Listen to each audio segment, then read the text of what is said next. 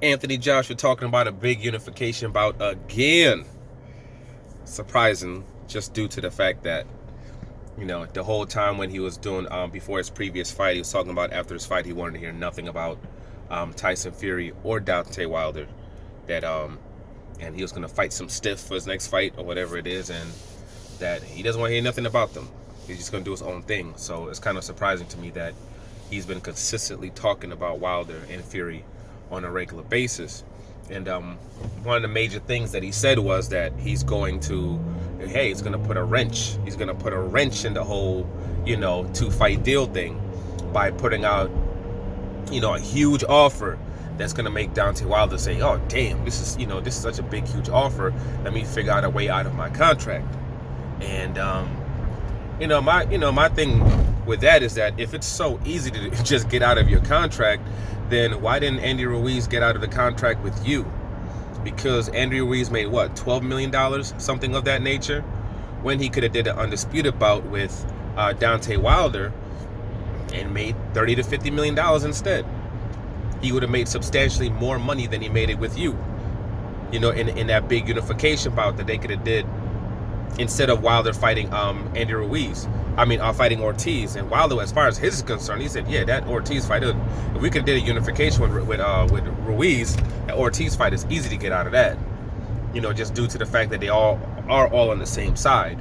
And clearly Ortiz would have been taken care of, and the money he would have made from that Wilder fight probably still would have made it on this next fight, or within 2 fights, easy breezy, and then still later on would have still got the Wilder fight, and probably been able to fight for more belts. So why didn't he just do that?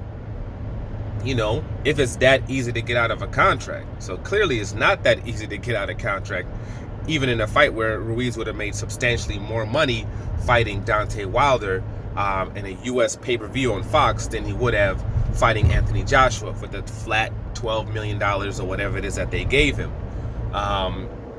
That's number one. Number two is like, why exactly would Wilder do that? Why exactly would he do? Well, what exactly is the point of doing that? It's kind of like with the previous fight that he had when Wilder was about to fight Ortiz, and they were talking about they wanted to do a fight with, have a signed contract. No, before he was going to fight, what's his name? Tyson Fury for the first time.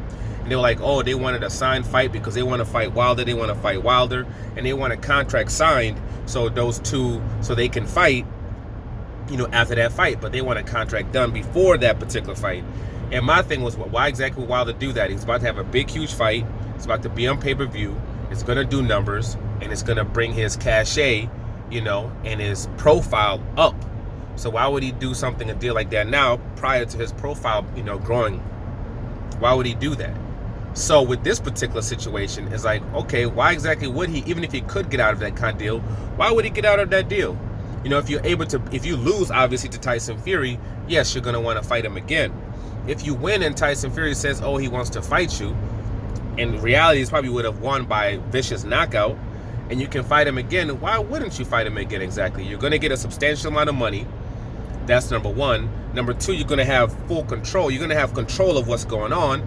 And once again, you're going to be getting pumped up by 2 networks. You're going to have Fox pushing you, pushing your brand, and you're going to have ESPN pushing your brand. You probably would have came out of making Tyson Fury a meme again, with 30, 40 million plus million people seeing it, you'd have online. You would have made him a meme again, and then you'd have another chance to where both these networks once again are going to be, pushing your brand and building your brand and making a substantial amount of money within those 2 fights, even regardless of what, quote, the deal they would have gave you for the Anthony Joshua fight. You're going to make that within the next 2 fights, regardless. And then when you're done with those 2 fights, those are 2 of the biggest fights in the heavyweight division that would have happened this year. It doesn't matter who Anthony Joshua fights. None of his fights are going to be as big as those 2 fights between Deontay Wilder and Tyson Fury. And you build your profile even further. Your position becomes even stronger. And then you put yourself into a space where you could fight a Dillian White next. Go on pay-per-view. Do 300. You're going to do 350,000 plus pay-per-views. That's pretty much around your number. Regardless of who you fight, long as people, still think that there's some kind of danger there, you're gonna do 350,000 pay-per-views, so you can continue to make money without Anthony Joshua and put yourself into a stronger position. Adam Kawanaki's being built up. He's about to headline another fight. He continues to do good. You can fight an Adam Kawanaki after that. So you're good. You could end up fighting a Dillian White, not a Dillian White, a Big Baby Miller after that.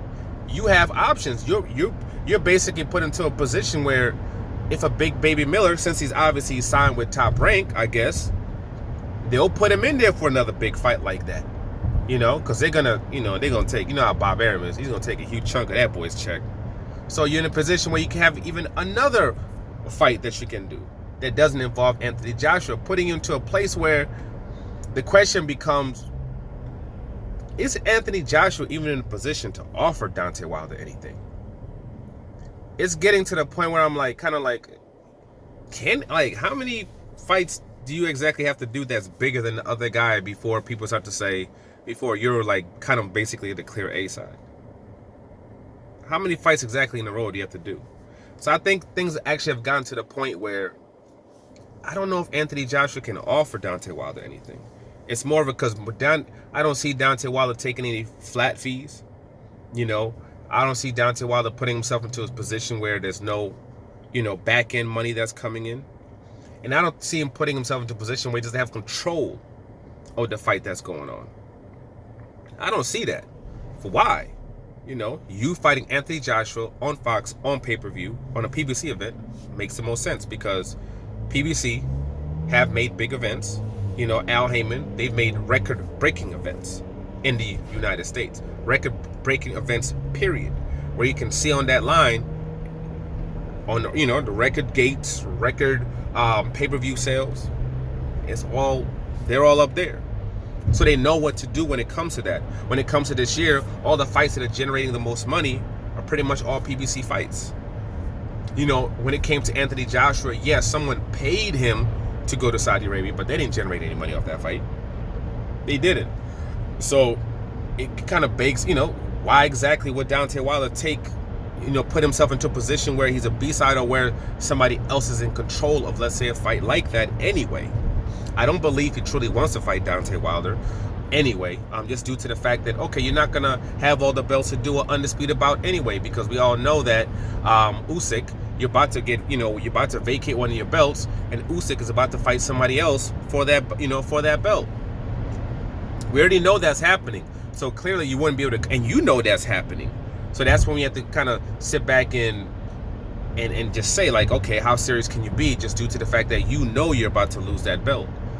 But somehow you're talking as if, oh yeah, we can do an undisputed this. We're going to make him this offer and make him not want to do that next fight. For what? He's good. He's good. And he's made it very clear, even if he was to fight you, it'd be a 50-50, or there's no point in even talking. And at this point, I don't see him taking a fight that he doesn't have, control of. He's not fighting you in the UK. He's not fighting on the zone. A fight of that nature, I don't see him fighting on the zone. He'll understand that you're taking a loss doing something like that. So I don't see that happening. But, as time goes on, we shall see. But when it comes to this, I have to call BS on it. And like I said before, I've said it a couple of times, but I'll say it again. I believe that Deontay Wilder is probably getting to the point, or has already gotten to the point, where I'm not sure Anthony Joshua can even offer him anything. It's actually, when I heard him saying it, it sounded weird.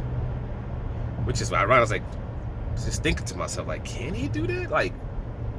Is he in the position to even do that at this point? But, we'll see what happens with Anthony Joshua's next fight. And we'll see how big Deontay Wilder's next fight is. Like, subscribe, share. I'm out.